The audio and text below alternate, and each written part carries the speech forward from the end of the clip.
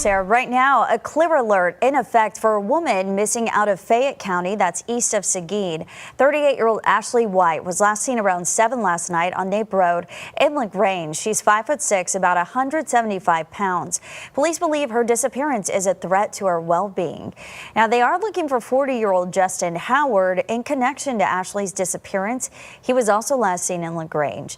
Howard is believed to be driving a white 2011 Ford F-350 with the Texas license plate MJN0106. The truck was also towing a silver trailer. If you see Ashely, Justin, or the truck, be sure to call 911. We're investigating after a suspect involved in a statewide alert died in Fayette County. Deputies say Justin Howard was tied to a clear alert issued on Tuesday for a 39-year-old woman. Deputies say someone called them yesterday after seeing the stolen truck associated with that alert on Nape Road, which is southwest of LaGrange. The sheriff's office released a photo of their team dealing with that call yesterday. And when deputies responded, they say Howard showed a gun, so deputies engaged. KVU asked the sheriff's office if that means deputies fired their weapons, but they declined to clarify that. Howard died, and the woman from that clear alert was taken to a hospital.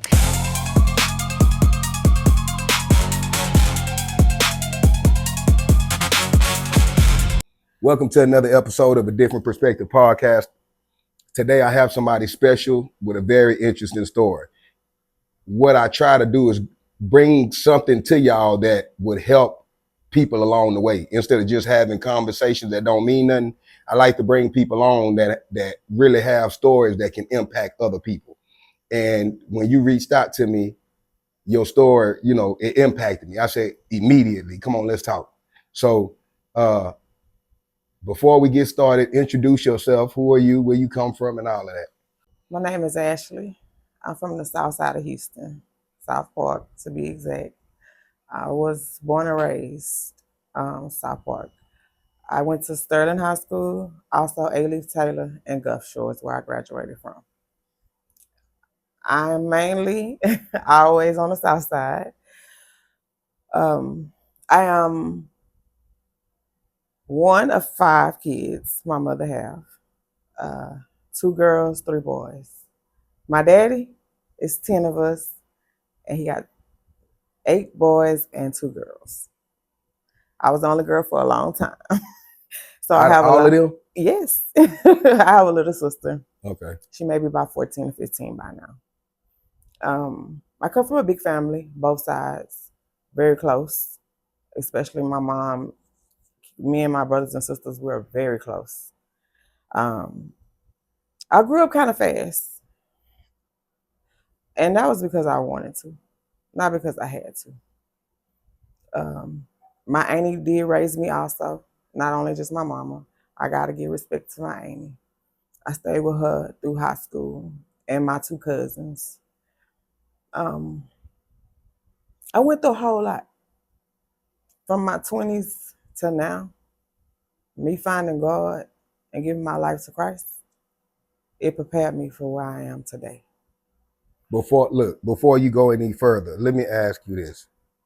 When you say you grew up fast and you chose to, could you elaborate a little more on that? When I say I grew up fast, I chose to be outside. I chose to go to the club and hang out, drink, and do all those type of things that young girls do at a young age in their 20s. I didn't choose to go to college like most. If you have a chance to go to college, go. I tell every young lady, school is important. Yeah. Mine is a terrible thing to waste. I worked since the age of 16. I've been working, but I always chose to have fun. That was my biggest thing. Yeah. Everybody in school knew me from fighting, but I was always the new girl. Yeah. And people was jealous, girls was jealous, and I never really had female friends growing up till now. Could I ask you a question before we go any further? I hear a lot of women say that, like, I ain't got female friends. What is, like, with men, we can be cool for a long time. Yeah. But women, it just don't work like that. What is it about that dynamic that? I think with women, it's jealousy. And then when you have too many women in a circle, that's just like you watching a reality TV show. What they gonna do? Yeah. They're gonna argue, fuss, and fight. I just was the outside. I was real quiet. I was the pretty girl. I was just real quiet. Of course, all the boys liked me back then. So I was a quiet girl, but everybody thought, oh, the quiet one, oh, she's scary. Yeah. I was the one that was quiet, but I was deadly. Yeah. But especially with all them brothers. All boys. And then my sister, we had a time growing up. Yeah. My mama always taught us, don't fight each other. But if something go down, y'all gonna help each other. Y'all gonna ride for each other. So, and my sister did it all the way through high school. And now when I look at it, I have a best friend. We've been friends for almost 12, almost gonna be 13 years. And I met her as a grown-up. Yeah. I had one best friend that passed away in 2024. And that kind of hurt me a lot because we met at work. Yeah. And we just became family. I don't call her my best friend. She really my sister. And going through this, she has been there for me. And I don't know the real reason behind why you can't have friends. Growing up, I just feel like in our generation, and I'm almost 40, I'm gonna say my generation, it was just hard. It was just at that time, now it's different. We was fighting. If you couldn't fight, go sit down. It wasn't all this, guns and all the gun violence. Yeah. It was get in the street, get out there, let's fight. That's what I grew up doing. And that's what I just had so much hatred. And I didn't know why. I never understood it. Did you ever figure out why you had so much anger at the time? I figured out where my anger came from. It came from me. I know who my daddy is. I always knew who he was, but he wasn't in my life. But all parents, it doesn't come with a manual saying, do this and do that. I love him for who he is. That's my daddy and I can't change it. Yeah. But a lot of my anger came from that. I wanted to be a daddy's little girl. I was missing that part. So a lot of my anger came from that.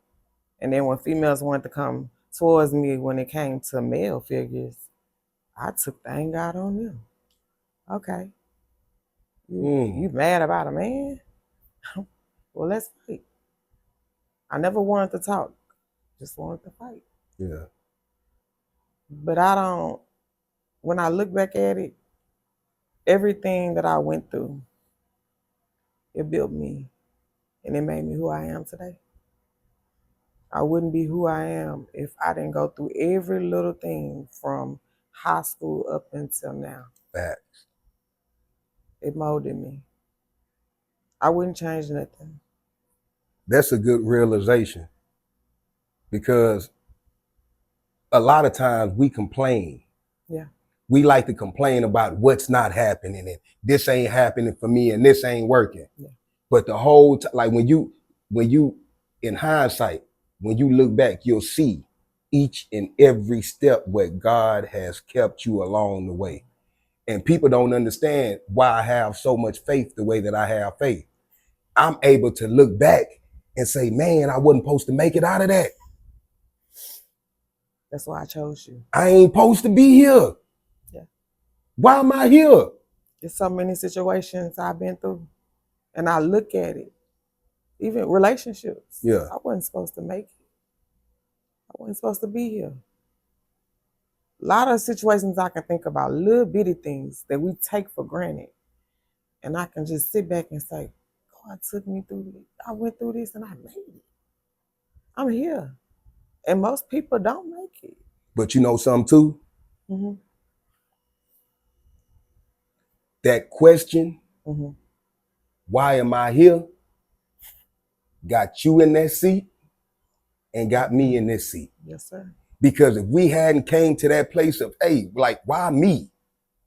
Why me? But why not? Exactly. Why not you? Why not me? But at the time, it was why me? Yeah. And that's what he came back to me with. Why not you? Can't question God's word. Why not you? Make it. What makes you so good to the? I got a plan for your life. Yes.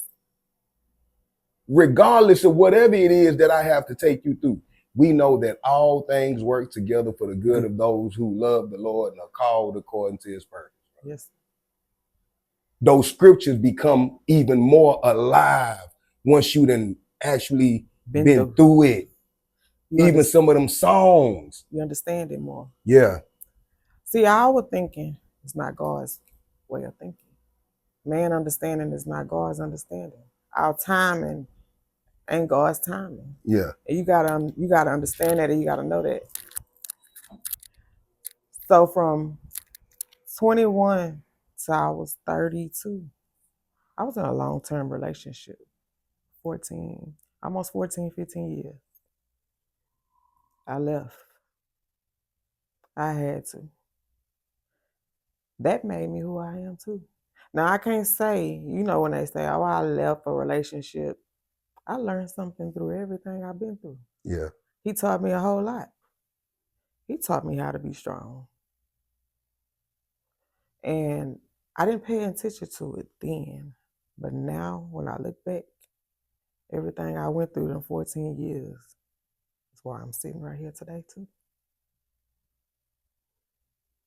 And I appreciate everything, every struggle, every pain, every emotion that I went through, because I wouldn't be as strong as I am to even sit in this seat, to be sitting in front of you, to tell a story, my story. It's not even a story, it's a testimony. Mm. That's the difference. I'm a walking testimony. So I was single for a long time, maybe about 4 or 5 years. I had fun. Yeah. Running the streets in Houston, Sunday fun day, doing all that. And in 2023, I met a man. Was sweet. Sweetest person you ever met.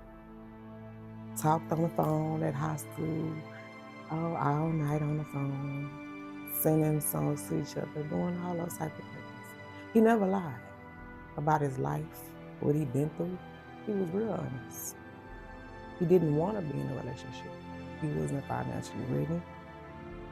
He wasn't in a mind state to even be in a relationship. He was, okay, let's just be friends. But talking, things lead to another, and it moved real fast. So life just moved fast. Yeah. Real quick. I don't take nothing back. I moved, and we chose to be in a relationship. Everything was okay. But my biggest reason on being here, not just to tell my testimony, but also to reach out to men, because mental illness is real. Women and men. Yeah. We all go through it. And don't be ashamed if you do have a problem. Tell somebody. Talk to somebody. We feel like, or even, I'm not going to just say men, we as people feel like, oh, I don't need to talk to nobody. I'm going to say us in general. I think it's because of the stigma that's put behind mental health. Yeah. Some people don't understand that mental health can happen because of you being chemically imbalanced. Yes. So they look at mental health as, oh, it ain't nothing wrong with me, I ain't sick, because of the stigma that's put behind it. That's one of the reasons too. Mm-hmm. And then we prideful people. We feel like we don't need nobody to help us, we gonna figure it out. Sometimes we need help. There you go, pride. Pride is a big issue with our generation, our young people now. It's pride. But sometimes you gotta put that to the side and let somebody know something. But me, when I look back, when I start seeing, I'm not gonna call it red flags. When I start seeing and hearing him say certain things, I ignored the signs. Instead of, as women, we're nurturers. Yeah. You feel like you can help. But we can't help everybody. You can't help somebody that's going through something mentally. And sometimes you take it for a joke.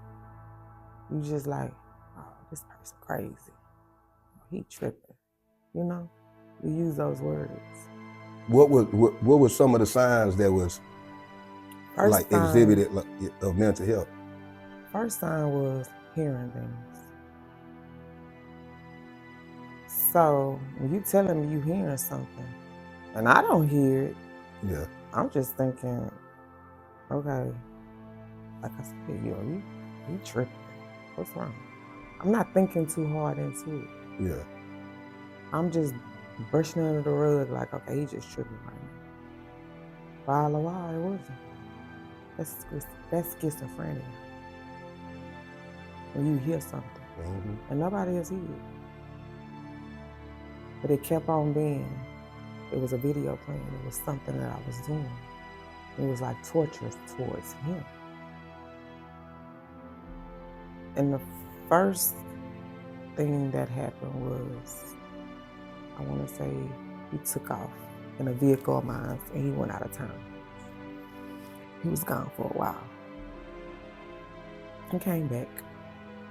He brought my phone, everything back. And, as women, like I said, you in love, you can't help who you love. You accept the apology.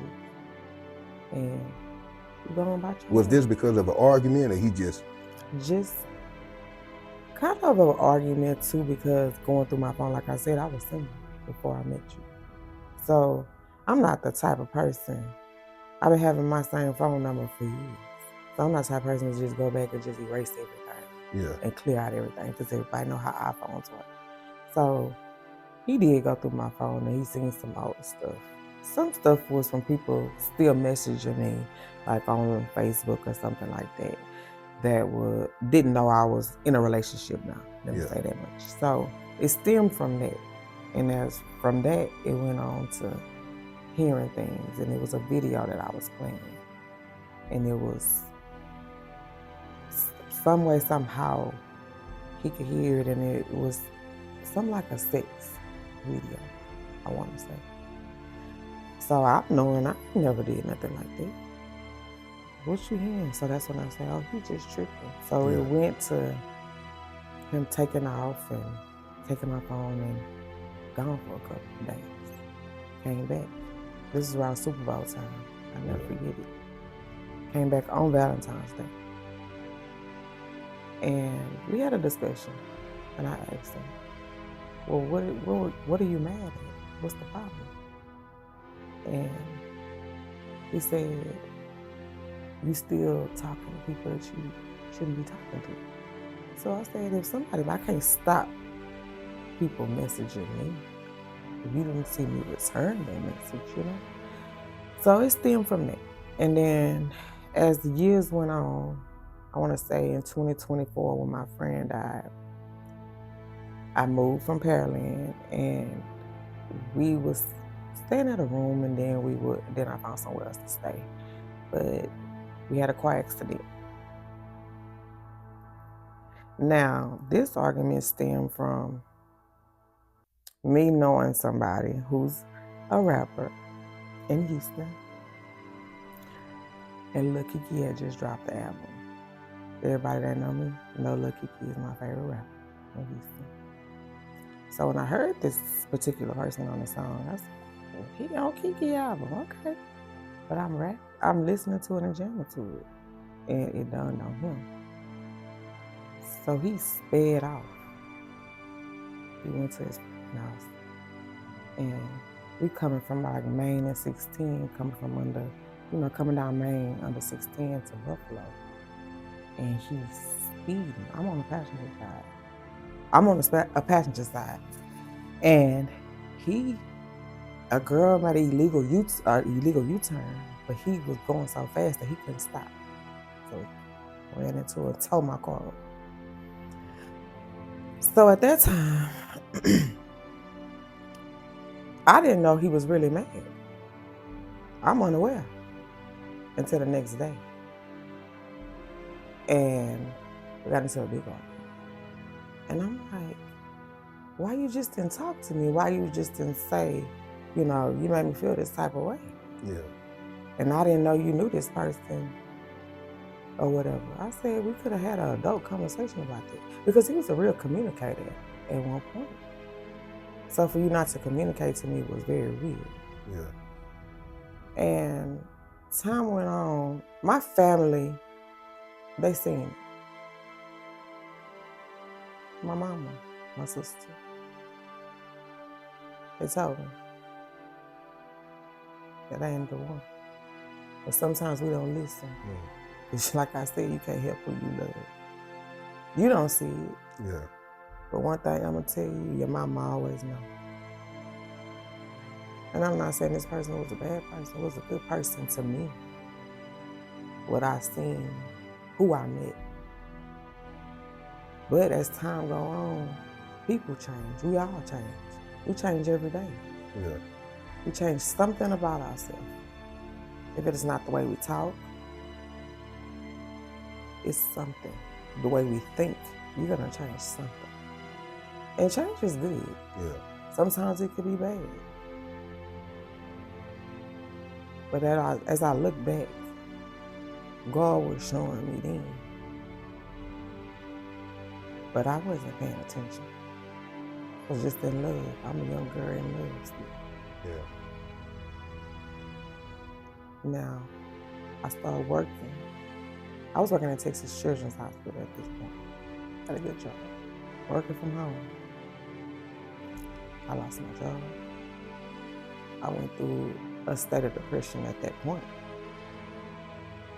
Because for somebody to come in your life and bring so much turmoil and just it was just like a hurricane just came through. Everything was flipped upside down. In a matter of how long? In a matter of a year and a half. You just, one moment, everything is all good, and it just turns.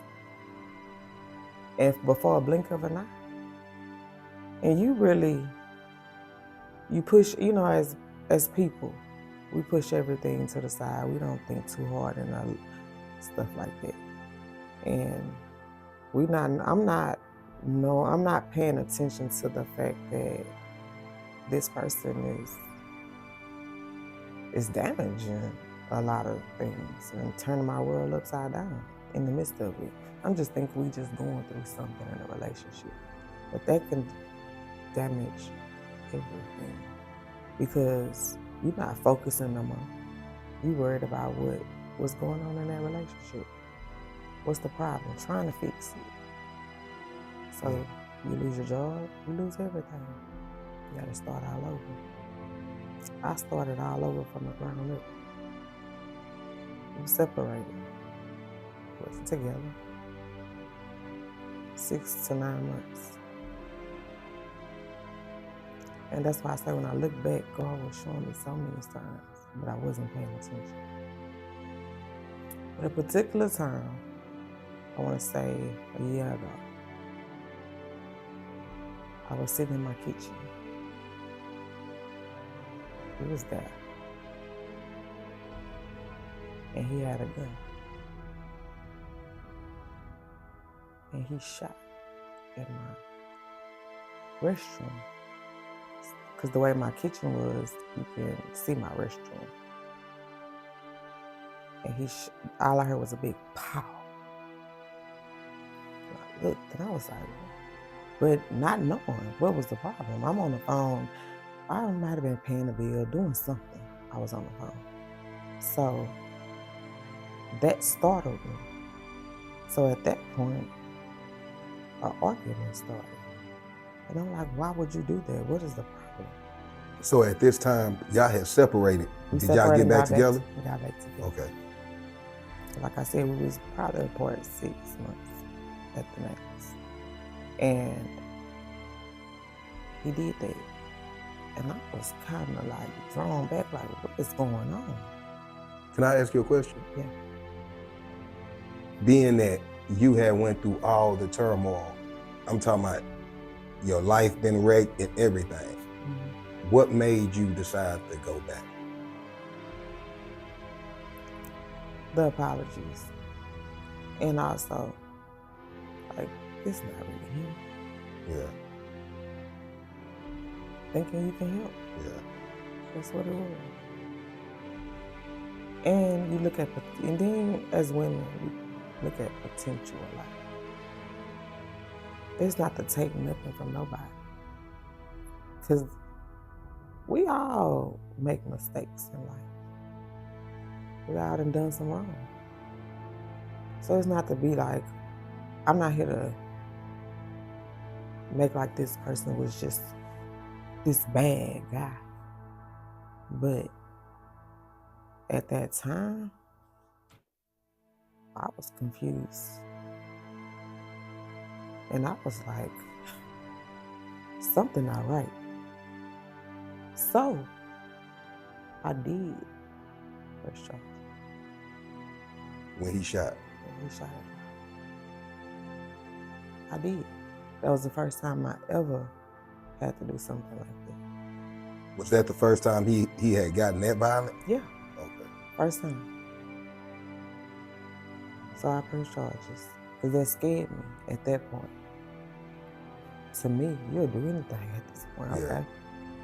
So time went on. He left. I moved on with my life. Started back working, started, just living life day to day. The whole time I didn't know what this person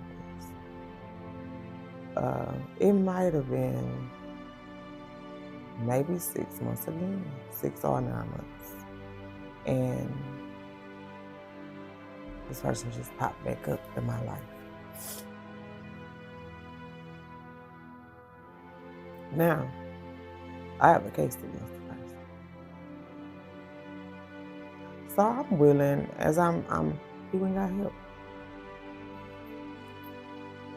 As you said earlier, you say we use things, coping mechanisms, like you use drugs, you use pills, all these things.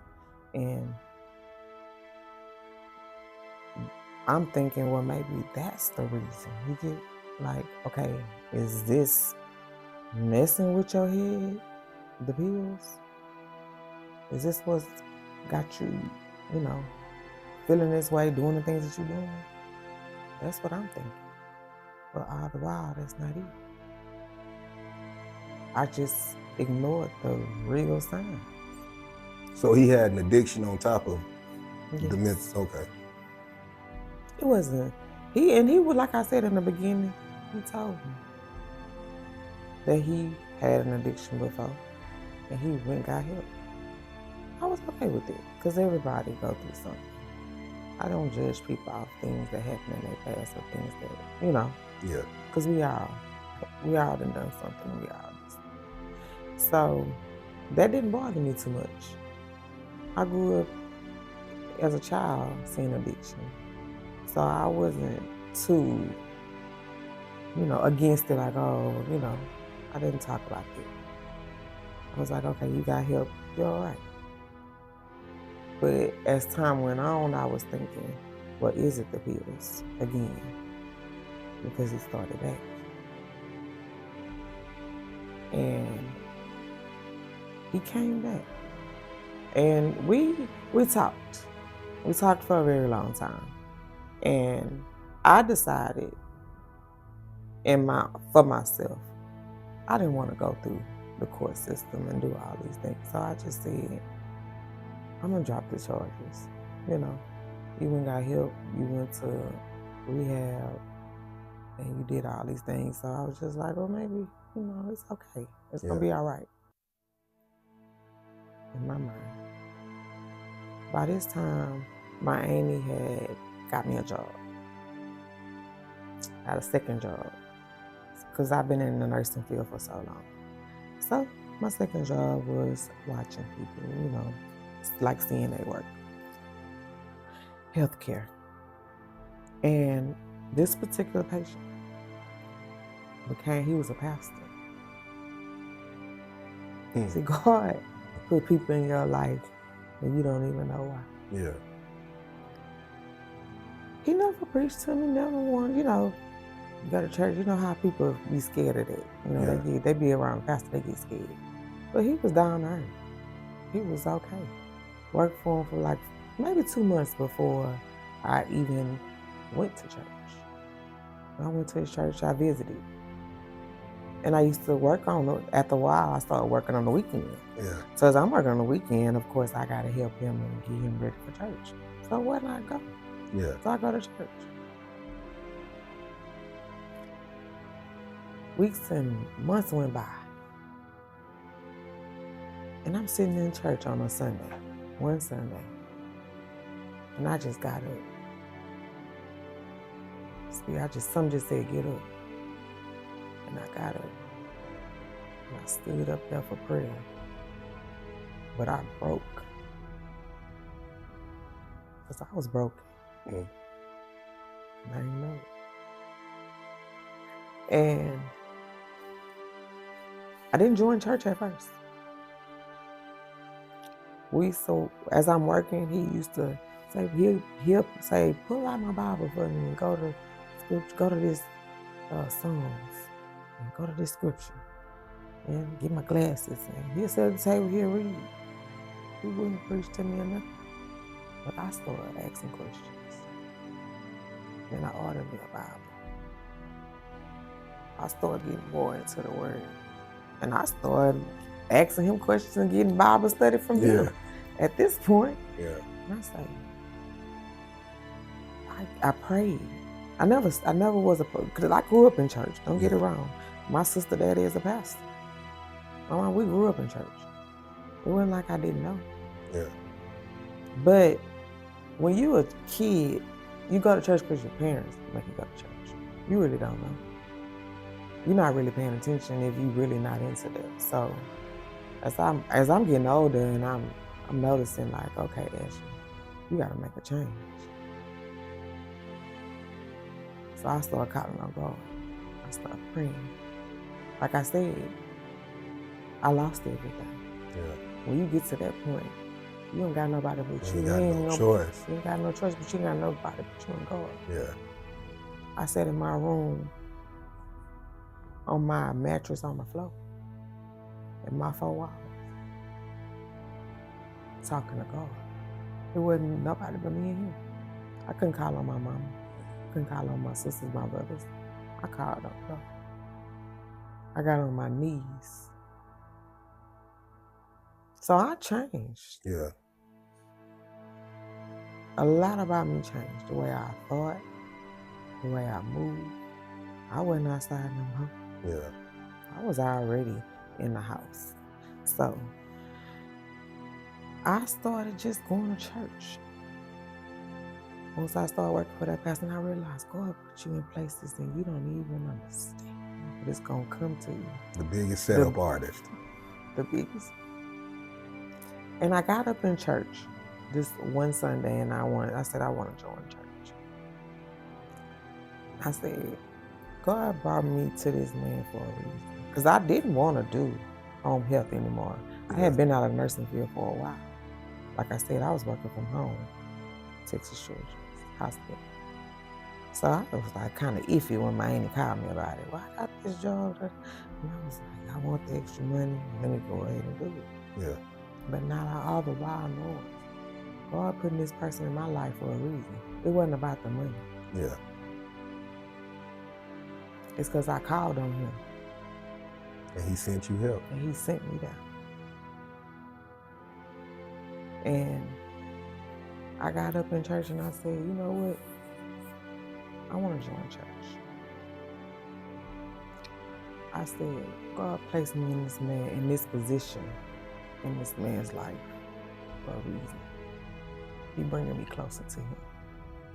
to get to know him, get a relationship with God. And I'm ready, I'm accepting it. I'm gonna walk in it. I ran from it for so many years. And as you getting yourself together, the devil will try to come at you in every way possible. He gonna throw so much stuff at you, you ain't even gonna. You just gonna be like, wow. But that's gonna make you stronger. That makes your faith stronger. And like I said, stuff kept coming at me. Yeah. Like I said, he came back. That was the number one thing. He came back. And I accepted it. I'm like, you know what? I prayed on it. But I didn't pray too hard. But I just said, God, if this not for me, take it away from me. Now, what we don't realize as humans, this is the worst thing. This is the best. I tell now, what I say is, you can love, because I got a big heart. My heart is big. Anybody know me? No, I got a big heart. And when I love hard. But like I tell my niece, don't ever stop being a good person. But use your head. Think. Ask God for wisdom. Discern. Because sometimes when we think with this, it's gonna take you places you don't want to go. Mm-hmm. Your heart can be so big, and you don't think too much into it, because I love hard. You could be a friendly person, all that kind of stuff. That stuff will lead you to somewhere you can't get yourself out of. So I'm saying all that to say, I let that person back in my life, and I accepted him, and I was okay. We was all right for a couple of months. Now, mind you, 4 to 5 months into it, that's why I'm here today. Because he went to jail. New Year's Eve of 2025.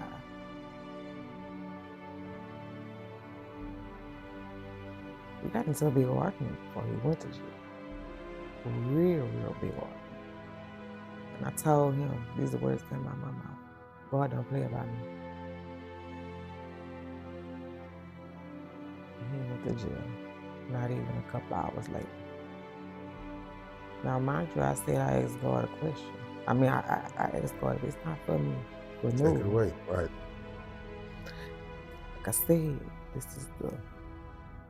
this right here, tongue is a powerful thing. I tell people, what you put out there, what you say, is manifestation. Mm-hmm. Now, you asking for something, but he ain't gonna tell you how you gonna do it. You're not gonna know. Or when. Oh, when? But you know what? When he do it, you better pay attention. So, I want to say 4 months he was in jail.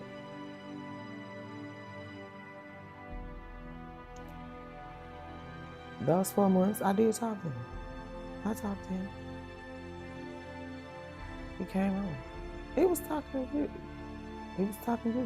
Now, I ain't gonna say jail talk. Everybody say that, Oh, that's that jail talk. I'm not gonna use that. I'm not gonna say that.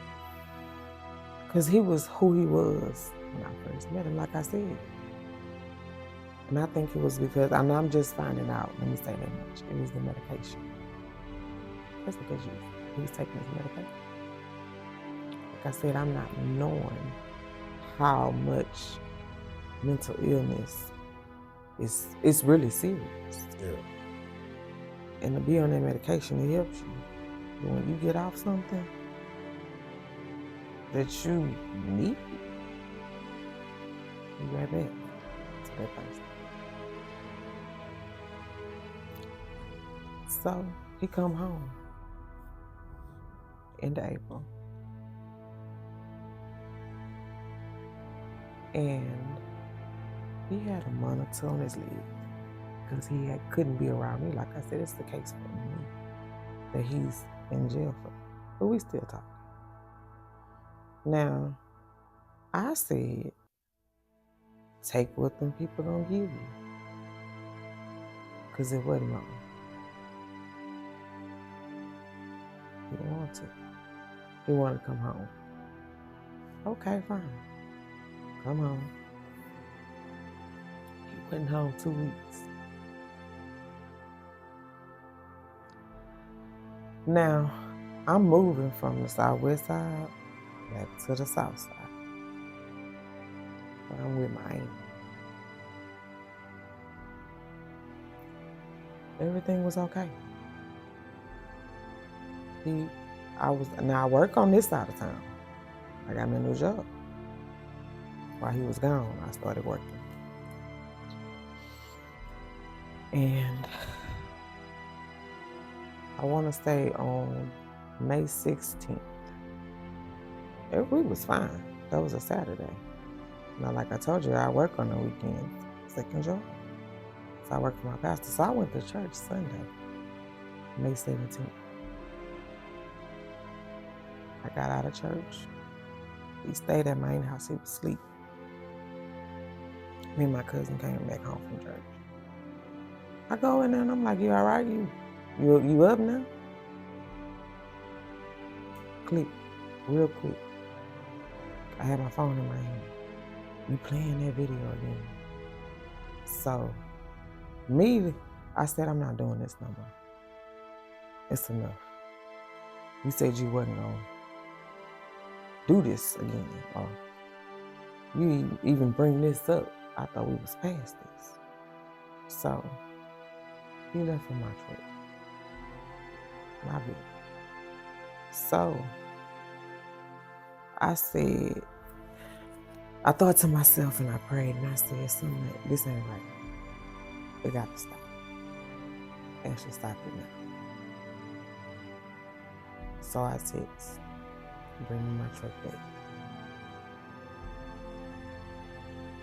Wherever you want me to take you, I'll take you. But we can't do this no more. You go your way, and I'm going mine. You gotta get yourself together. And I need to do the same for myself.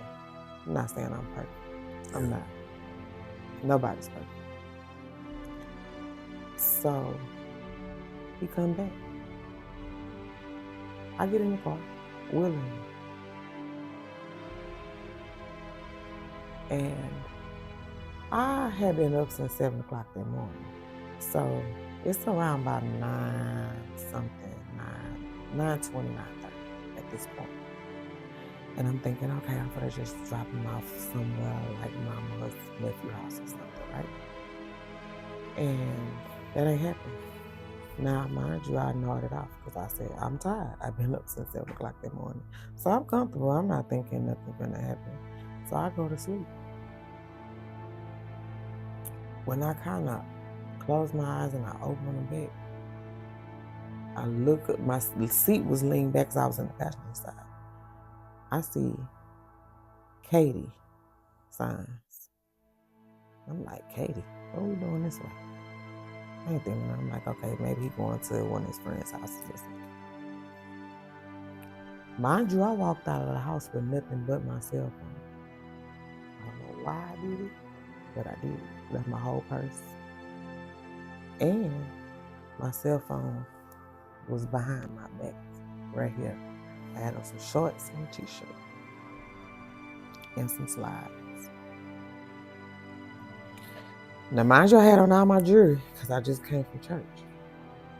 And I nodded off again.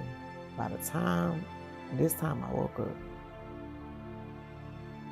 I see San Antonio sign. I don't know where we at. We ain't made it to San Antonio.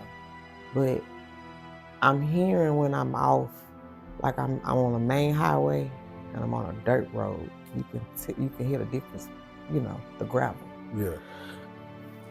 So something just said, get up. I raise up. I see a truck, like a truck stop, the gas station sign. See the gas price, the green and the red light. I'm like, where are we at? It's dark. It's a dark highway. So he ain't said one word. I'm like, I gotta go to work. Why would you come away? Where are you? Where we going? You said you'll take me wherever I needed to go, right? You didn't say, you didn't give me a destination. Yeah. I'm like, okay, well, I'm looking, it's a small little town, it's a dirt road, it's fields, and I'm like, it's dark out there, mind you. So he pulls on a dark back street. I didn't get out the car at first. So, mind you, I got on one earring right now, but I have 7 holes in my ear. I had all my earrings in my ear. I had on 3 necklaces, probably all my bracelets, every ring on my finger. Told you I didn't have no purse. Now, my auntie and my cousin was at home. She never thought. I just hopped up out of the bed and I walked outside because I'm thinking I'm just going to go drop them off, right? Yeah. So she not thinking nothing of it. They know who you left with though? Yeah. Okay. My auntie met him. She knew him. Like I said, she was kind of surprising to her because he was a sweet person. Good person. Not a ugly bone in his body. So I felt my phone vibrate at that point, but I didn't want to reach for it because at this point I'm knowing something is wrong. Like I wanted to keep it on me. Yeah. So by this time, where is it at, Ash? Where is that? Where is that? Give it to me. I hear it. You're playing it. And I'm like, playing what? I'm like, come on. We're not going to do this. I don't have nothing. Now, as you can see, I got wires on my mouth. So I got bracelets. He started with taking my bracelets off. Like they was wired or something. At this point. Give it here. He took off all my jewelry, all my bracelets, my watch. I told you, I got 7 holes in both ears. So I got earring, all 7 holes. He took every earring out of each one of my ears. So at that point I knew something's wrong. And it's about to go. He taking my necklaces, he like, give it to me, because this plan say somewhere. Where is it? And I'm like, I don't know what you're talking about. What are you hearing? Because I don't hear it. We cut the radio out. The radio wasn't playing. So what? And at this point, I just knew he was finna pat me down. Because you done took off all my jewelry, everything. You rubbing your hands through my hair. You feeling for something. Like I'm wired or I'm taped. Something is on me. So I just grabbed for my phone and I had it in my hand. Oh, you got your phone. Because I never pulled it out the whole ride. Like I said, it was always behind my back. And the ringer was off. I could hear it. You can feel it vibrating. Yeah. But you're not going to hear it. So I said, yeah, I have my phone. So he takes my phone with all my jewelry. By this time, I just start crying. Because I'm like, why are we going through this again? What's the problem? Tell me. Like, at least let's just talk about this. I'm not understanding. But when I shut down, I'm the type of person that's gonna shut down. And I'm because I got bad anxiety. Like I said, I've been through some stuff. So I sat in the middle of that street on the concrete and I just and then stop. I wouldn't say a word. Now he placed my jewelry and my phone. He didn't throw it. Placed it and set it down. Instead of talking to me and saying, well, where is that? And I'm like, I don't know what you're talking about. We keep going through the same conversation. And I'm saying, can we go back to Houston? Why are we out here? Where are we? I don't know where I'm at. Like I said, it's dark. Are you in fear at this point? At this point, I am. I'm scared. Yeah. My heart racing. But I'm rocking, and I'm just being quiet. But at the same sense, I'm praying. I'm praying. I never stopped. So finally he said, Ashely, get up, come on. So we walk, we get in my truck. He drives off. Now, ours might have had passed. Like I didn't look at my phone, but you can just tell by the daylight coming, like rising, sunrise. So at this point, I could tell it's probably like 3, 4 o'clock in the morning. We had sat there and been arguing. I had been praying and sitting on that concrete for hours. So we get in the car, we drive off, and he hitting all these roads. It's a lot of turns. And we just get to, it was like a field. Now, I have a newer car where it got camera. So if you back into something, it's gonna like kind of hesitate because it's letting you know that you finna run into something, bag into something. So he bags into barbed wire, like a fence. You know, people have cows and stuff. Yeah. And I say, why would you do that? So at this point, he go forward, he turn around, and he hit the gas, and he goes straight through it. We're going through a grass field. I grabbed the wheel because it's a big old tree in front. I'm like, oh Lord, I'm about to die. I'm about to run to this tree. So I just heard him grab the wheel, and I heard his feet still on the gas, but I hit his feet on the brake. I hit I moved it, put it in park. So it stops. At this point, I get out the car. I start to try to run in the field because I see a house. He chased after me, we couldn't get it. Come here. And at this point, this is where the torture begins. You punch me like a nigga, like I'm a man. Punch me in my eye. And I hit the ground. I'm crying, I'm screaming to the top of my lungs. And mind you, I'm in this big old field.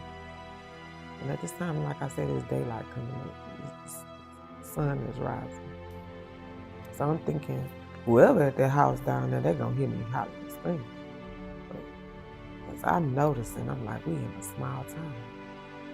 These people don't, they not looking for nothing like this, or they don't know.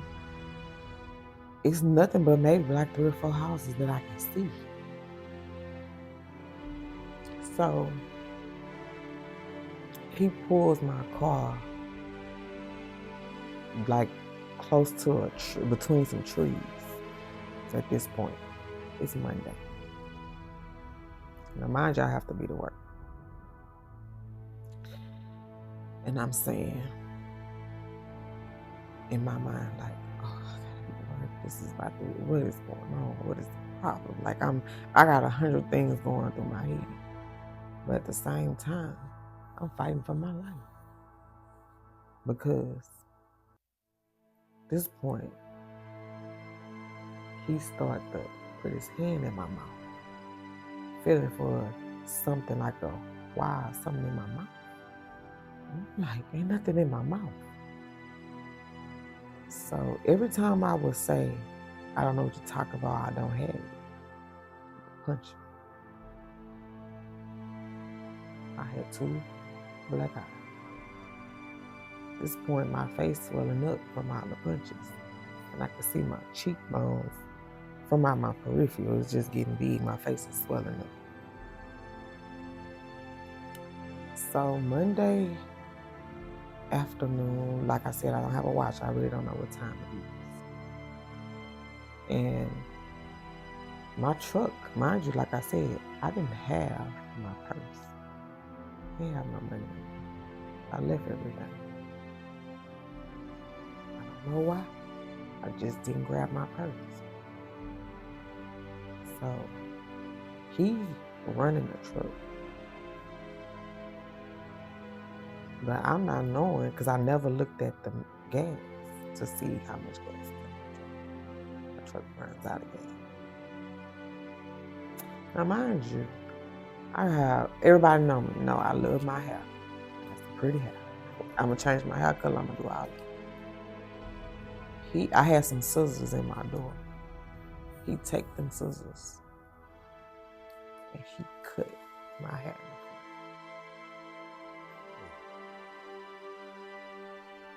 As he couldn't, I'm like, why are you doing this?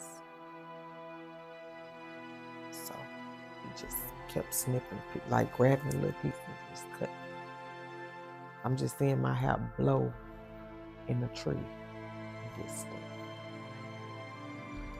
So at this point, I'm saying to myself, you're not gonna humiliate me if that's what you do. But I'm not noticing, I'm just noticing like, okay, he got his clothes in the trunk. Like I said, I was moving, so I had a storage. So you've been to the storage and you got some clothes. And like, this is serious at this point.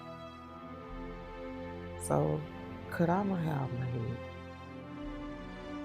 And like I said, every time he bring that up and say I'm playing this tape, I've been torturing him for years. So basically he's torturing me.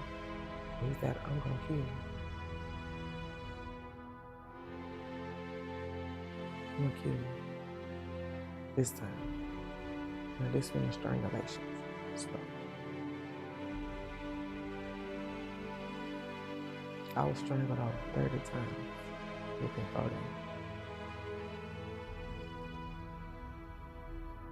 Every time he went to strangle me, I fought. You see how long my nails is. I always root long nails. So I'm grabbing him and I'm trying, but I'm breaking my nails at the same time. They popping off. And I'm passing out. A couple of times I passed out. And I urinated on myself. So at this point, I'm in the field. No money. My truck run out of gas. And I'm getting beat, punched, my hair's shaved, cut off, all my hair. He used the clippers because he had some clippers in my car. And cut all of it off to the ground. And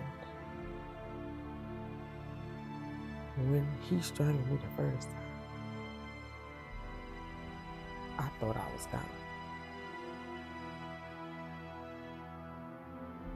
But I went. Like I said, I urinated on myself. Now, the second time he tried to strangle me, I was sitting in my truck. I went and got in the truck because he making me sit in the grass on dirt and cow manure. Like I said, we're in the field. They got cows. And it's a big lake out there. Like a little pond they got. And I sat in my truck and I sat on the passenger side. So he got on top of me. And this particular time he went to strangle me. I kicked him so hard. You know how a rock hit your windshield? I kicked him so hard his back flew into my windshield and it cracked. my windshield. Now, you never know how strong you are until you put in this situation. I didn't know how much strength I had. That day went by. A couple hours went by. Like I said, had me sitting in the grass. I was hungry. I was thirsty at this point. Somehow, my truck started back up. Like it had maybe a little bit of gas. So we drive out of the field. Now, this time, we pass up like a couple of more houses. And this white man sitting outside. And these big fields, and they got big trucks, and they got, animals of course, so they got lawnmowers. So I see he have a tractor, so I'm like, we gonna ask him for some gas. And he did. And the man had a gas can. He gave him a little gas. So I'm saying, let's go back to Houston. Take me back to Houston. I keep saying. And I said, I don't want to die. I'm begging, please don't kill me. So at this point, he more like, okay, let's go back to Houston. I'm thinking everything okay. Could I ask you a question real quick? When he stopped to get the gas, he got out the car to go talk to the white man. Yes. Did you think about like trying to? The only reason why I didn't, they say it's a sign you do say you need help or say anything is because he said he'll snap my neck in front of me. So I never screamed at that point when we got around people. Now, when we got to that gas station, he went inside of the store and he came back out. He had 2 sodas. And I can't remember what else. And then I had my debit card on me. Mind you, I know I'm finna get paid, but I'm just like, okay, let me go try to use the ATM, let me see. But the man ATM was messed up. So when I went back to the register, I see him walking back in the store. At that point, I was finna write on a paper, like I asked him for a pad. Write a number and say help.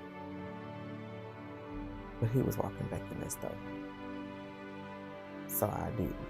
But the young boy looking at me like I said, he made me put on shades. I had some shades in my car, so you couldn't see my eyes. Now you could probably see a little bit of the bruising, but you can't see my eyes. Now mind you, I've been strangled a couple times, so my eyes bloodshot red. I had them bust out the vessels in both of my eyes. So that's why he made me put on shades to go in that store. And he asking people for gas, some money or whatever, but nobody would do it. So he wanted to go back and look for my phone and my jewelry. So that's why we didn't head back to Houston at that particular time. Mind you, we only got a little bit of gas. Because the gas can hold, what, $2 or something? Yeah. Okay. So we riding and trying to figure out how to get back to where my phone was. I just remember it was so many turns and it was a dark road. Mind you, it was dark. It's daylight now. I'm trying to remember. I remember seeing a thing that said a bridge and so many feet. I seen a yellow sign that said that. So I'm like, well, you crossed the bridge. So we looking and we trying. He said, wherever I said it at, I can see it. And mind you, I had a case on my phone. It was like a real bright yellow. So you'll be able to see it if it's sitting on the side of the street. But we never could find my phone this particular time. And my truck ran out of gas. So I'm stuck back in this time. Now, not the whole time was this person, was he, torturing and beating on me. He would go in and out at this point. That's when I knew. something is wrong, really wrong, and this person is sick. It's more than what I think it is. So, fell asleep, you know. I'm instead of saying, can we get back to Houston? I just want to go home. You can't go back to your family looking like this.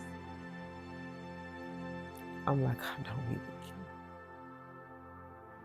You can at least just drop me off at the hospital, but I want to go back to Houston. You know, that's what I'm saying. I'm agreeing and I'm talking to him because I'm trying to save my life. I'm thinking, you know, like, be calm. You know, because if I'm nice to him, Yeah. So if you start yelling and hooping and hollering, it's gonna make him mad. So I'm staying calm because I'm not trying to upset him. So at this point, he's just like, Ashley, we're gonna go back to Houston. It's gonna be all right. Okay, we're gonna get there, but we gotta get some gas and all this. So like I said, nighttime come, falls asleep.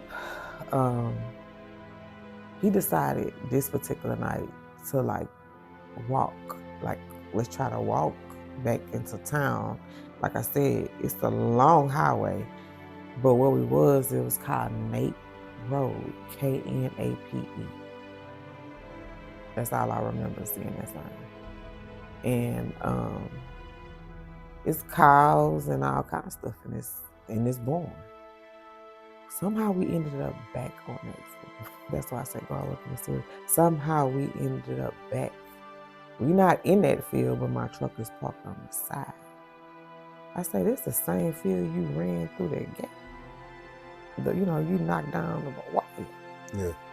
He like, how you remember that? I said, I pay attention to stuff that's around me.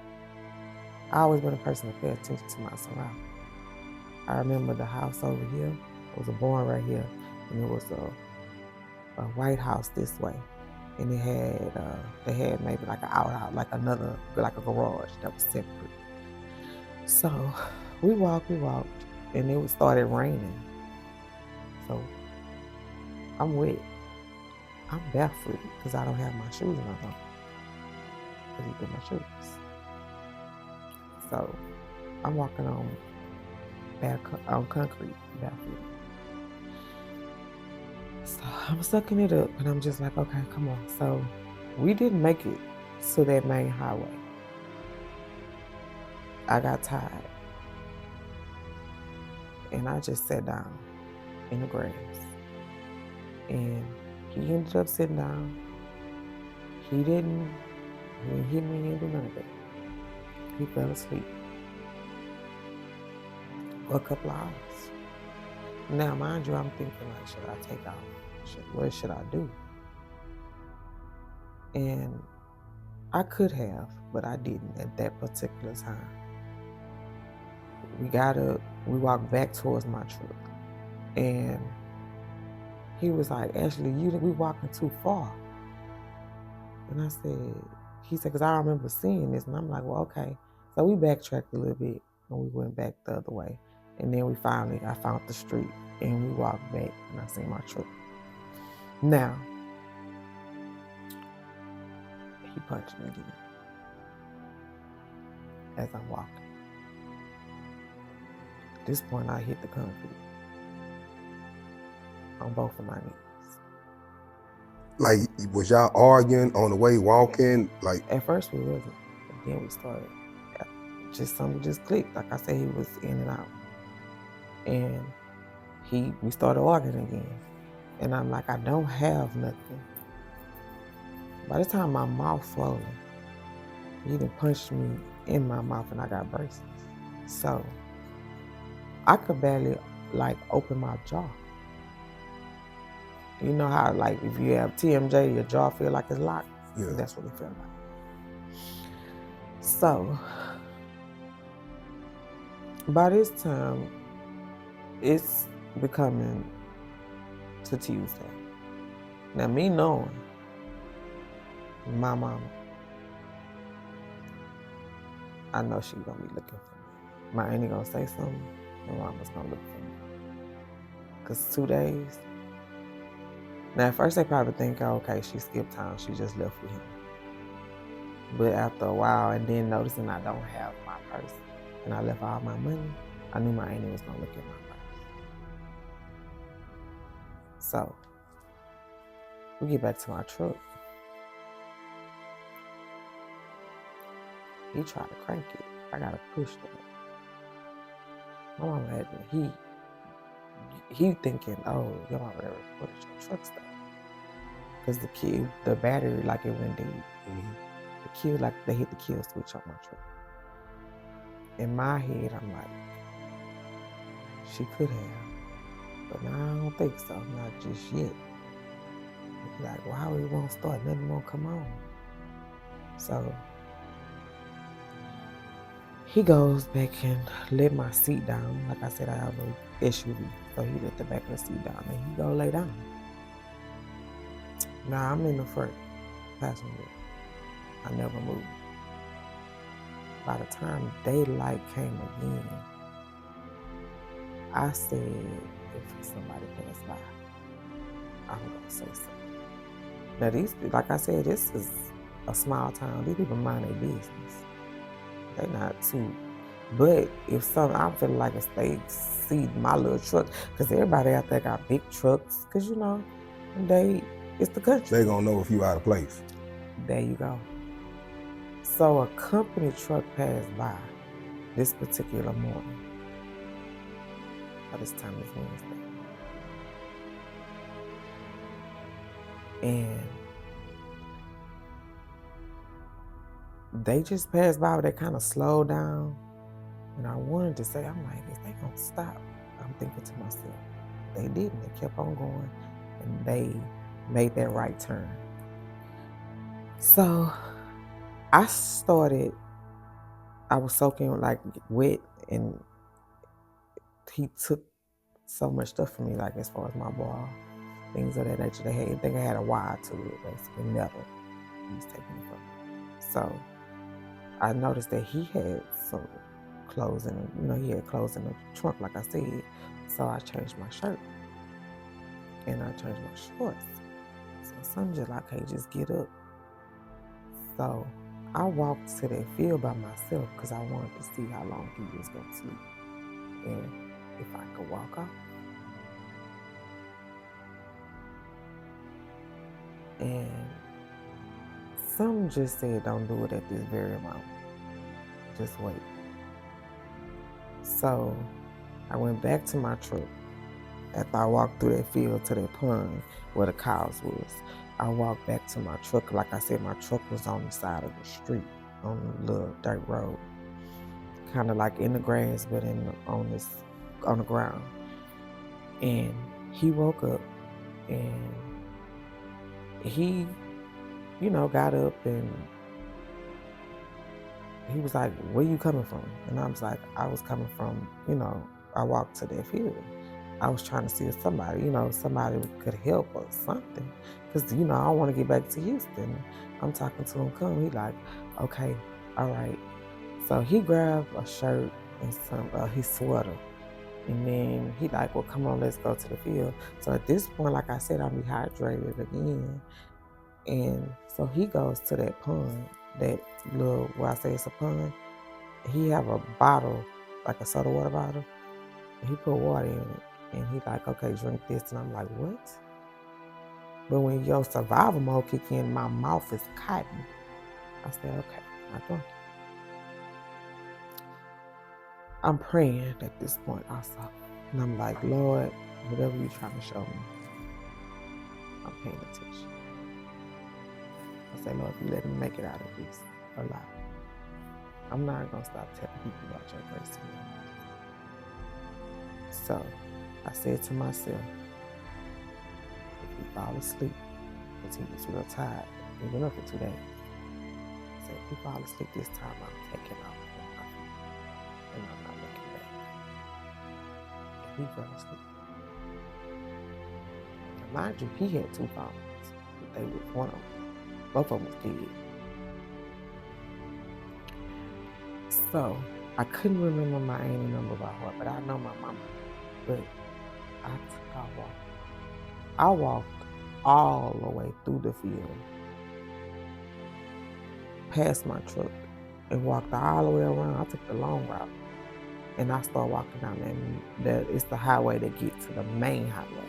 This is where everybody come down this way because it's only one way in, one way. As I'm paying attention. Now I'm passing up houses, but now one time I didn't think to go run to nobody's yard because you over 1,000 feet from their front door, literally. Because, like I said, it's a big country town. So I kept walking, and I'm like, I made it halfway, almost to this main highway, and I said, I'm gonna flag somebody down if I get to the house. It's gonna be a truck, 18 wheeler. It's gonna be somebody. He woke up and he called me. He called my name. And as he called my name, I said, and he walking up real fast. And a white truck passed. I'll never forget, it was a Toyota. It was a lady.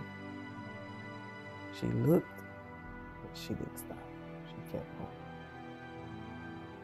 And he said at that point, if you flag anybody down, I'm gonna snap your neck in front of them. I don't give a.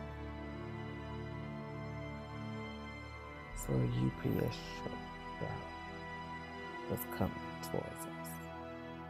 Now this man looked at me, but he looked like he knew me from somewhere. He gave me this look, and I'm looking at him, he looked at me. I didn't say nothing. I didn't holler, I didn't scream. I didn't do no sign, nothing, no signal on it. He pushed me.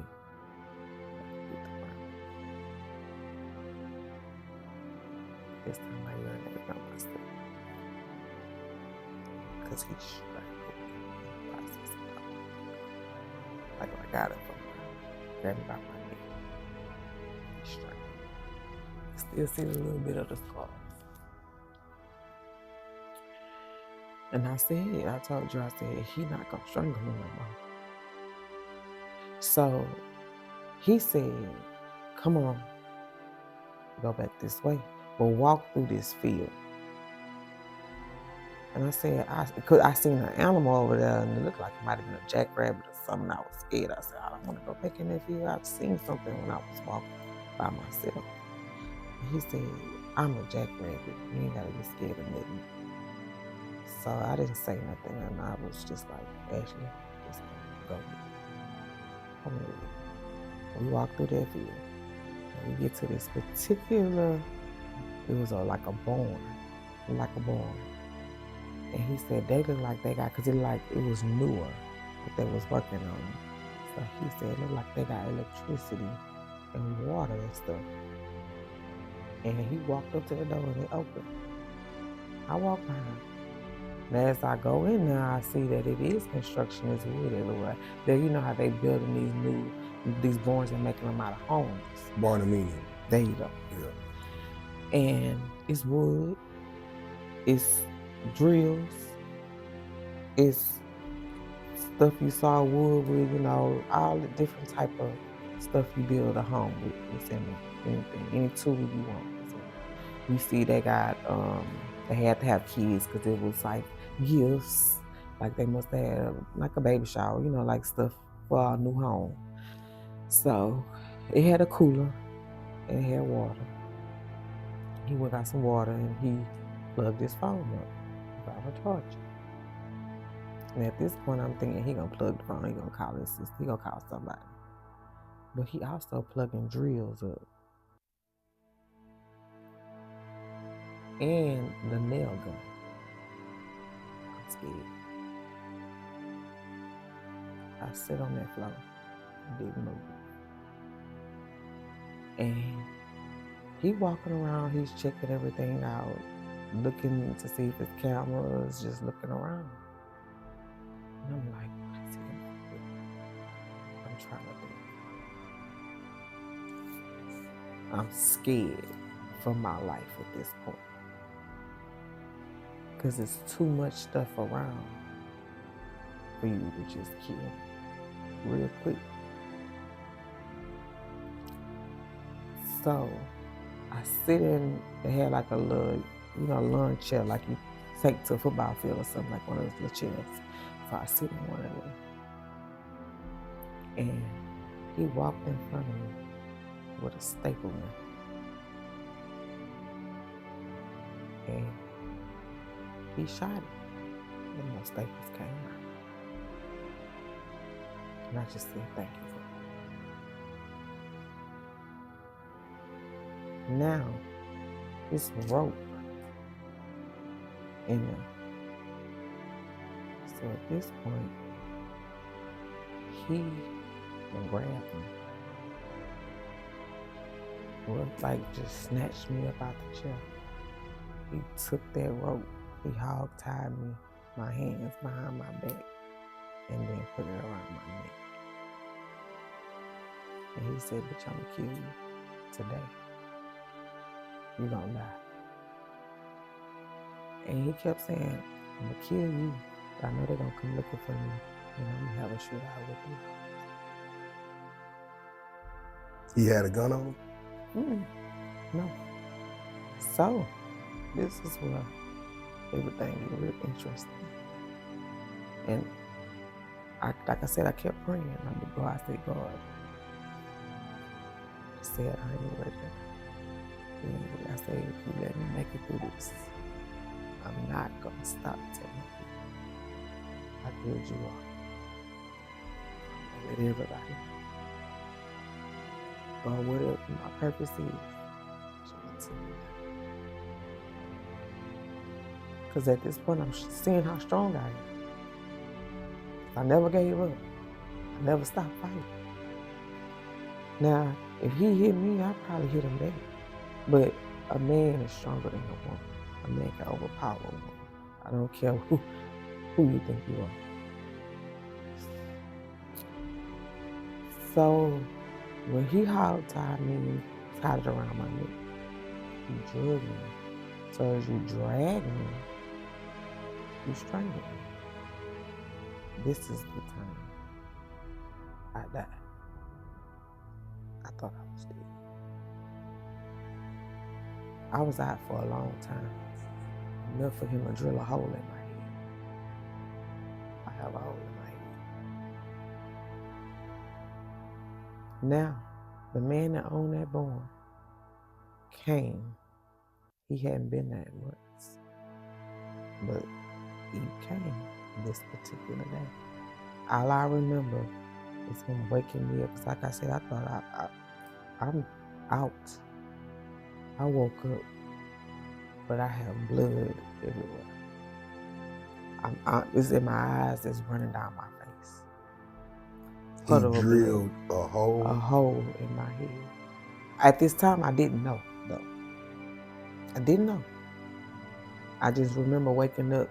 I'm thinking the blood coming from me hitting my mouth, because it's how deep was the hole? It was, I can't remember how many inches, but it was so many centimeters from my eye. I'm supposed to be blind right now. The doctor said I was a miracle when I got to right here. I have a hole right in my temple, right here. And I didn't know at that particular time. Like I said, I woke up in a puddle of blood, but I'm thinking it's coming from my mouth. But blood is all over my face. But like I said, my mouth, everything was, bruised up. So I hear a man outside. Come out, get out. He said, Ashely, get up. He hadn't untook the rope and everything off me. So I get up. I'm not knowing. I'm looking everywhere, and I'm like, what is going on? I hear a man yelling, and I look. He had a gun. He said, let her go. But he was using me, if you read the article, using me as a shield. When he moved his body, he moved me. He used me. I walked, he walked. And I didn't want to do nothing to make him snap my neck, right? So I'm listening to him. So the man truck, he had it running. Like I said, he had a gun to him.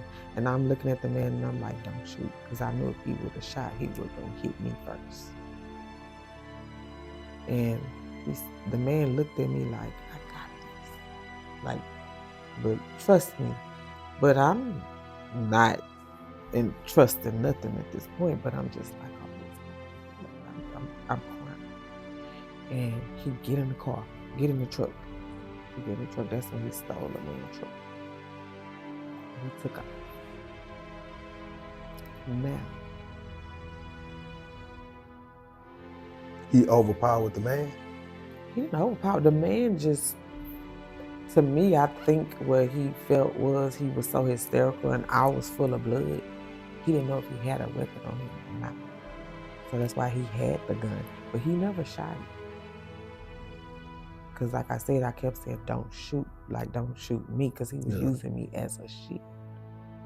Like he literally, when he put his leg in, he put my leg in that truck. Yeah. When he moved, I moved. He used my body. I literally sat on top of him when he pulled off in that truck.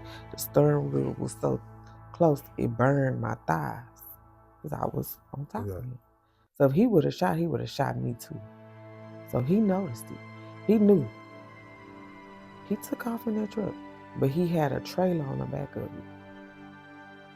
He kept trying to take that trailer off. He thought, I can take this truck and get back to Houston in this truck. But as he's driving, he's hitting these back roads. He's trying to unhitch this trailer. Now, everybody asks me this question. I know you about to ask me. Why I didn't try to take off when he was trying to take that trailer off the back of that truck. He was smart. Now, he didn't have a weapon at that time, but he said he made me get out the truck when he got out the truck. Everything he did, he made me do it. Like, come on. So, like I said, I was thinking, I'm going to listen. I'm not going to upset him. I'm trying to survive at this point. So, he started hitting his back ways. We end up, make a long story short, we end up in this field. It was raining. So I know it's muddy. And I'm looking at these tires. He had thin rims on this truck. I'm like, you're going to get stuck. So I said, it was close to a train, like the field had a train track going through it. So I said, don't go in there, you're going to get stuck. He said, why would I listen to a bitch that got me in this? And mind you, like I said, he's out on a case, a bond for me. Right? So he's throwing all this in my face, telling me I'll never see my mama again, I'll never see my nieces. I'm gonna die. Now, he parked his truck. At this point, the man has some air freshener or something in his truck. He sprayed it in my eye. And I would hurt, and I flinched, and my eyes, now, mind you, I wear glasses, so my vision is already messed up. So at that point, I knew something was wrong. I said, he gonna kill me. But some said grab the shirt. The man had a shirt in his back seat. Now what saved my life, I did. I put pressure on that wound because I kept saying I need some type of medical attention. But I grabbed that shirt and I put it because I kept feeling the blood, the drip from this side. Now one time did he say I had hope. I'm still not knowing. I don't know what's going on. But some just said put some pressure right here and get that shirt. And I did. Now, I asked to go pray in this field. I said, just let me go over here and pray. He kept saying, I'll stop your Tubi movie, your Lifetime movie. All that crying you doing, just stop it. And I'm begging and I'm pleading. I'm also telling him, you don't have to do this. don't do this. Like, you can fix your life. You can change all this. Like, I'm just talking to him. He wouldn't listen to me. He said, stop playing with God like you play with Pastor. The words that came out of his mouth. And I just looked. At this point, I knew. He kept searching that man's truck. He found the gun. He had another gun under his seat.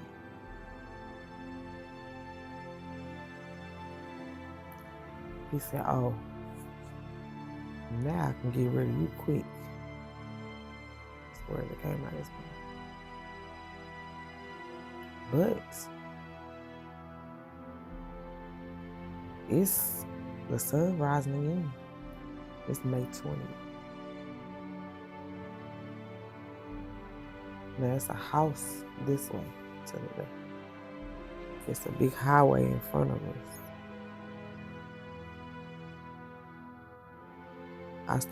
We start seeing white trucks pull up when the sun rises. And the man has some binoculars on the passenger side of his compartment. Some told me to pick them up. I picked them up and I looked through the binoculars, because that's how far we was. You couldn't see. You could see it's something, but you couldn't see. It was a police officer. Now, mind you, he got this gun at this particular time. I'm not trying. So he asked the binoculars, he looking. He said, man, that's a police officer. And he outside his truck. And man, he got a sniper gun on top of the hood of his truck. You see two more unmarked trucks through the trees this way. Look out the rear view mirror, you can see at that house a black Escalade pull up. And you can see a man standing outside talking to the man that owned their home, who filled with him. So he knowing that they looking for me at this point, and that's the police. And he said, I'm gonna kill you, and then I'm gonna get out this truck and have a shootout with the laws. And I was begging him, I was pleading. I said, you got kids, don't do this. I don't wanna die. I'm begging for my life. I said, please don't kill me. I said, Mama, please don't do this. I kept bringing up my mama. I said, I just want to live. I'm sorry. Whatever I did, I'm sorry for what I did too. I'm apologizing. This time, he fell asleep after a while, talking. Now, he kept that gun on his left side, but he fell asleep. He nodded off. As he nodded off, I see a tanker truck coming through that field. And you hear on the loudspeaker, Justin, we know it's you. We know you in there. Get out. Ashely, get out. If you can hear us, like flick up the lights or flick the windshield wipers, move them. They telling it, you can hear them on the speaker talking. Ashely, get out the car. Let her out if, they saying his name, they saying let her out. I never grabbed that door, because he said don't grab that door. Because again, by this time he got that gun. Now, you see, I'm looking through the mirrors. I see the truck, that unmarked truck that was over to the right side of me. It's behind us. Literally at the tail of that trailer. And they saying both our names, and they saying exit the car, let her go. This can all go smoothly if you just let her out this car, out this truck. By this time, they started shooting tear gas. because they cooperate, right? They had a drone over us, so they knew he had a gun. And then plus, the man said, it was the man, he reported the truck stolen. Yeah. Now, I skipped this part. The whole time that when I said I woke up, I skipped that part.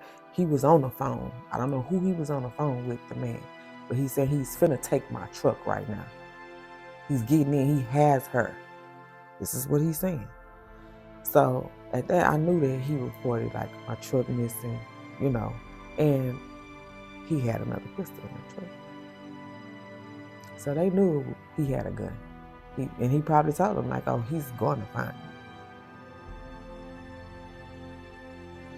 It was a drone over us, so they knew when my body moved in the truck and where I was.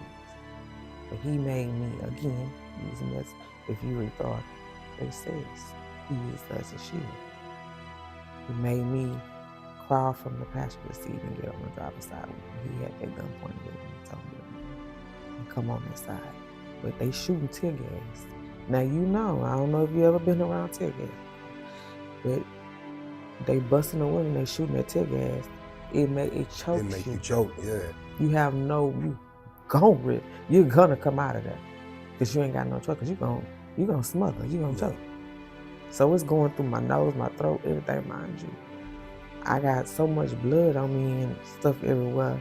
It's dried up though at this point, but I'm like, we gotta get out of here. This tear gas, and it was choking him. So you had no choice but to exit. So he said, we're gonna exit, but you're gonna come this way and you're gonna follow him. I did that. That's why they say he used me as a shield. So I got in his lap. He opened the door. I stepped my foot out, he stepped his foot out, like, using my body. I stayed closer to the truck. I never moved. Like my back was on that truck. Now the door was still open, but they asked him to step out. He told them to stand down, like he was the law, because they told him.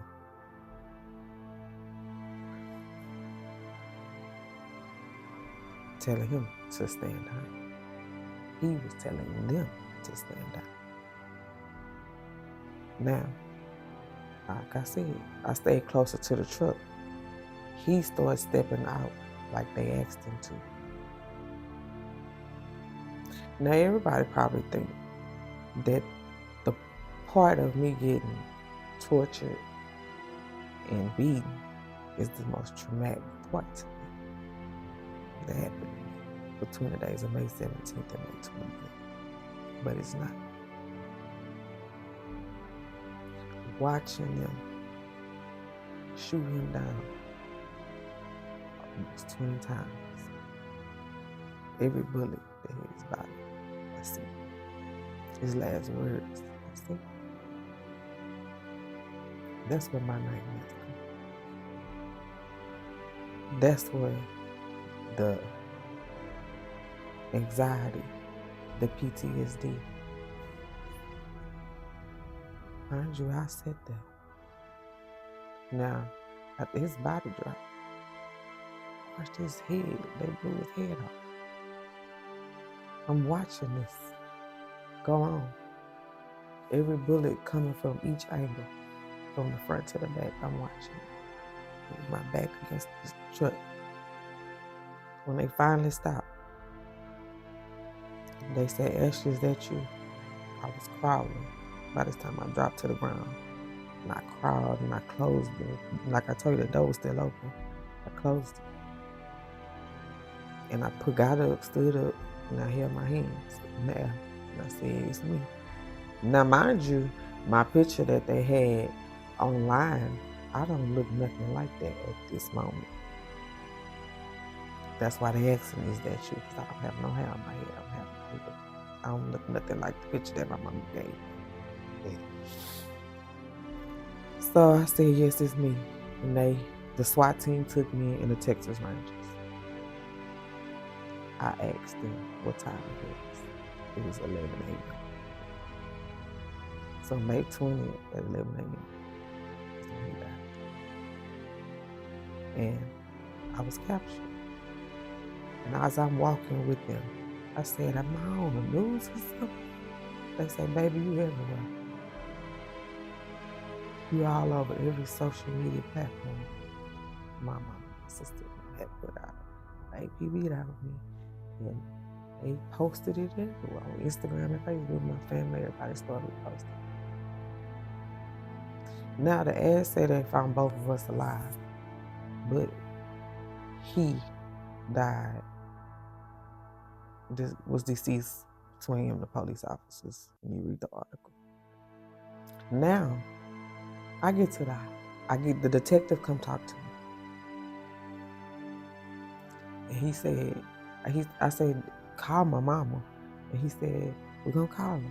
We're gonna call your mama and your sister.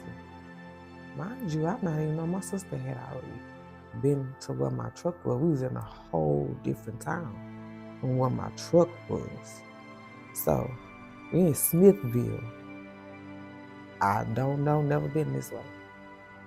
And the detective said, they asked me what's my name, like what's my social. They asked me all these questions. It was you. Yeah. And I'm answering them. And they amazed.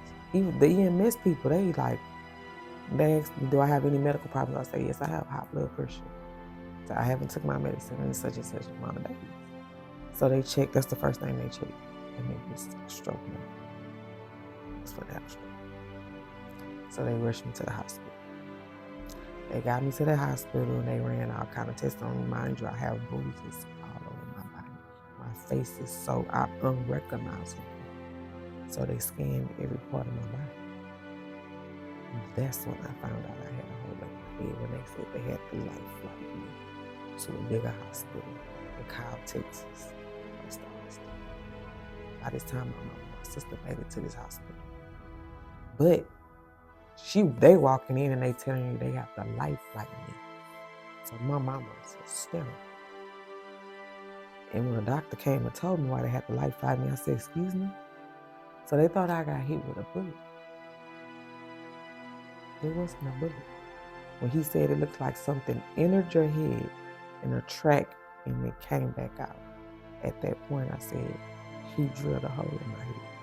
Because I remember him plugging them drills. Mind you, he never once said he drilled a hole in my head. So they said, hey, baby, we got life flight you to a bigger hospital to see a neurologist. So now I have to take medicine so I don't have seizures. Because that doctor, that neurologist, they said, baby, you're a miracle. Because you're not supposed to be walking, talking. You're supposed to be blind. That's how close he was to my eyesight. That's how deep that hole was. But I'm here. God said otherwise. How was the days or the months or the weeks after you being rescued? Like, how was you able to, I know God, but what was it like trying to pick up the pieces? So every day, still to this day, I catch myself, at first I would lash out, I'm angry, I'm sad, I'm crying. Yeah. I'm every emotion, but at the same time, his funeral going on. They finna get ready to bury him. So I'm having every emotion you could think about. I'm at peace with the fact that he's gone because he said he was gonna die. He wanted to. See, I'm finna have a shootout with the police. But his intentions was to kill me before that. Yeah. So I was at peace with that part. But picking myself back up, looking in the mirror at myself, it was hard. Just putting my life back together was hard. How has that affected you when it comes to relationships? Like, are you? So Men, I'm very, I'm not even focusing on that. I'm away from it. As far as like people just trusting people in general, it's kind of hard. I'm just around family. Now, everybody has gotten in touch with me. Friends, school, people I went to school with, brother, people that I know from the hood, everybody. Family, anybody you could think of.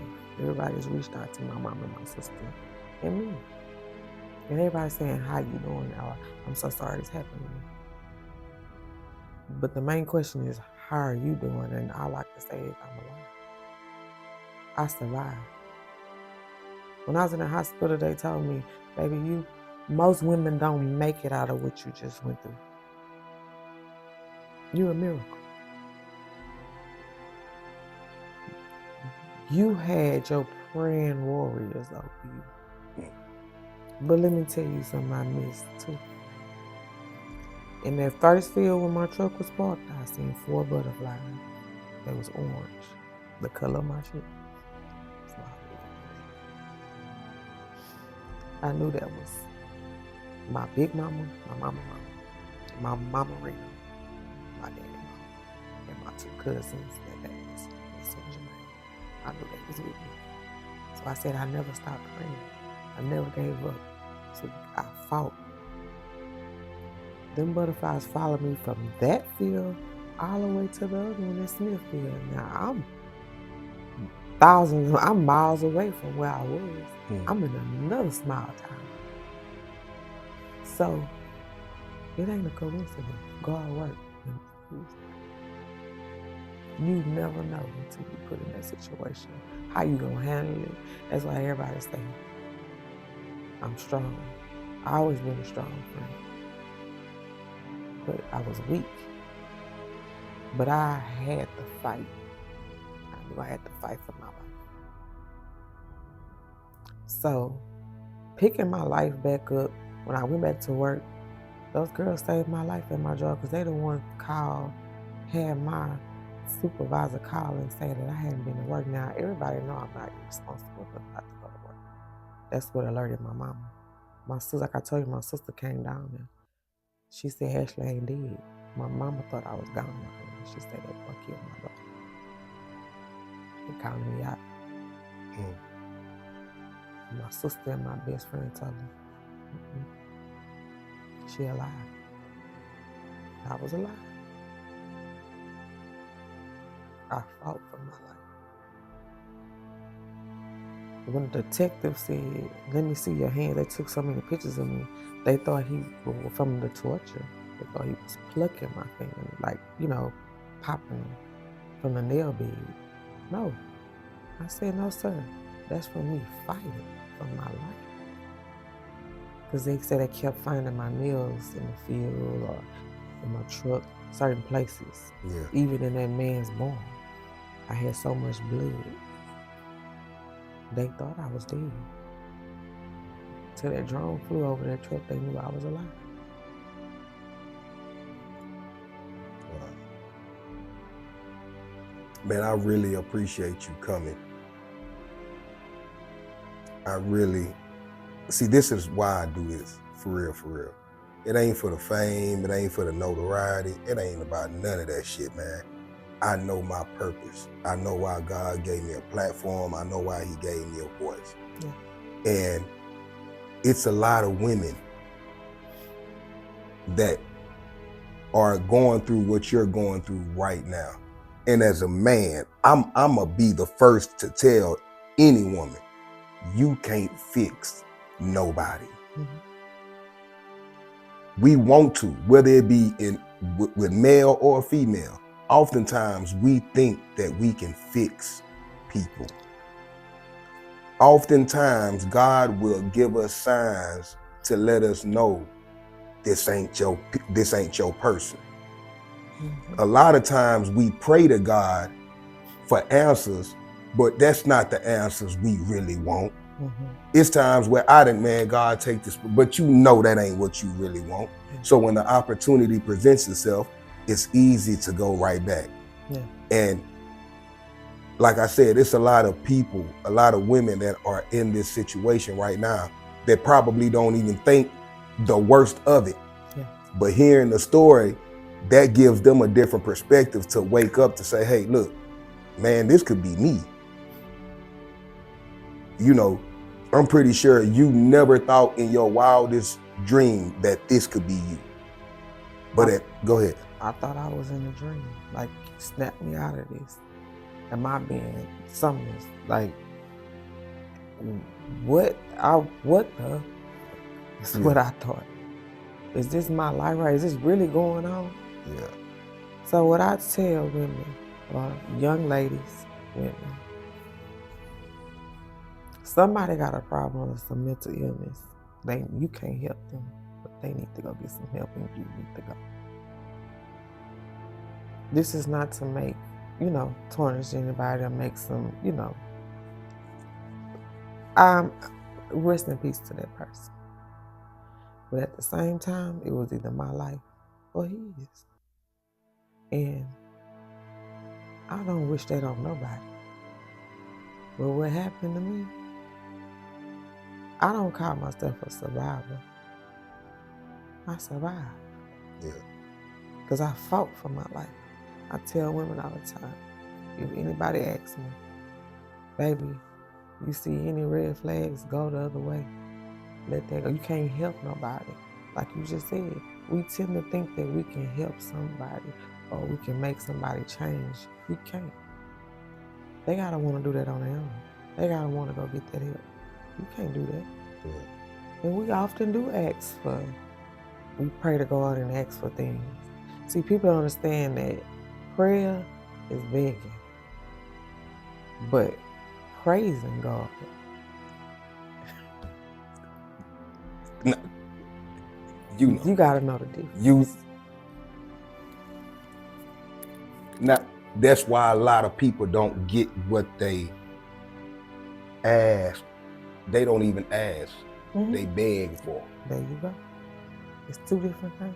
When you already know that he's in control and he's gonna make it happen, yeah, you don't wait to see it to start praising. There you go. You start the moment you ask for it. There you go. Because you know it's coming.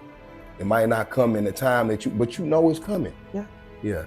And I said, and if say, God, if you let me live, yeah, I won't stop telling people about your goodness and your grace and your mercy.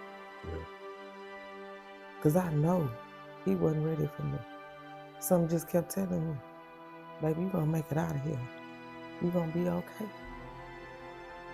Keep fighting. Don't give up. Now, if I would have went limp and gave up and let my strength go, yeah, I would have been gone. Of course. The first day. But I didn't. Kept fighting. Even with a hole in my head, I'm not knowing. Yeah. I'm still fighting for my life. I'm begging him, but I'm praying to God at the same time. I stopped begging and just prayed and I let it go. And that's when I seen all the police officers. I knew they was coming to get me. I was being rescued. I knew my family was looking for me. I was gonna be all right. What I didn't know is I was gonna have to watch that happen in front of me. Now, in the midst of me going through what I went through, I'm also grieving somebody that I love. If that makes sense to you. Mm-hmm. Because this was your person. There you go. Regardless of what transpired at one time, this was your person. There you go. So I'm coming home to grieving and grieving myself, to get myself back together, to pick up the pieces. My cup broken. I can't fill nobody's cup because mine's broke. I gotta figure out how I'm gonna get my life back together. I have all these different resources they done gave me, but I'm still praying. Every morning, every night, every second, every minute, I thank God for my life. Let me tell you something, God don't make no mistakes. I got a purpose, and I know what my purpose is now. Now, I always wanted to open up a home for women. Prayed about it, but I didn't know I was going to be a voice and a testimony for these women. Look at me now. So, I don't let that, even though that happened to me, I leave that on the passenger seat. I'm still driving this. I'm driving. Yeah. I got the wheel. I'm in control. I'm following God. And you think about it, but you can't let it control you. Because you can let it control you. What you went through, all the trauma, every bump, every bruise, every black. You can think about all that kind of stuff. But that's what made me. That's why I'm here today. Yeah. That's why I'm sitting in front of you. So I take that as at that moment I felt like, no, not in that moment. Now, I feel like you can put me out there with the wolves and I'm gonna come out with the bait. Yeah. That's how I feel. As long as I got God on my side, I'm gonna be all right. I tell people, if you don't know God, you better get to know Him. If you don't have a relationship with God, get you one. Because He the only reason why I'm here tonight. It wasn't me fighting. Yeah. It was me fighting, because It was prayer him who gave without you the strength. prayer without what? Faith without works is dead. So you can have the faith, but you got to put that work in. There you go. My faith, small as a mustard seed. I didn't know if I was gonna make it out there alive, but I told God, I said, "You let me make it out here. I ain't gonna stop talking about you. I ain't gonna stop telling your grace and your mercy and how good you are and who you are." So that's why I'm here today. Yeah. Because I'm not, and everybody was trying to say like I wasn't a victim. I never portrayed to be the victim. Now I was, but I never said that out of my mouth. Yeah. I don't put myself as a victim. Told you, I survived. I'm a survivor. I'm not gonna label myself as a victim. And you still surviving. Still surviving every day. Yeah. It ain't been nothing but almost a month and a half. This happened May the 20th when I was captured. It's June 28th. So, it ain't been that long. Every day is work. Every day is hard. But I make a decision to determine what my day gonna be. I pray about it and I pray for peace. I pray for strength, for courage, to keep going.